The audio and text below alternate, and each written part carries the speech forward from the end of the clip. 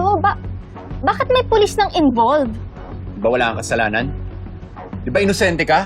O explain mo yan sa mga pulis. Marcos, yung sobra ka naman yata. Walang kasalanan yung kapatid mo, patunayan niya.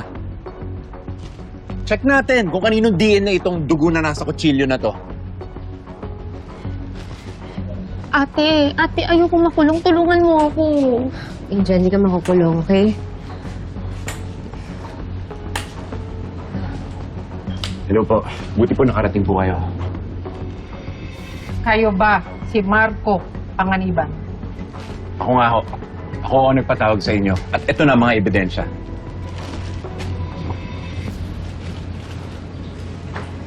Mr. Panganiban, sumama ho muna kayo sa amin for questioning. Ako? Bakit ako? May na-receive kaming tip. Kayo raw po ang huling kasama ni Attorney Trixie Mendoza bago siya nawala. Oo, ako nga. Oh. Tapos? Gusto ho naming malaman kung ano ang pinag-aawayan ninyo.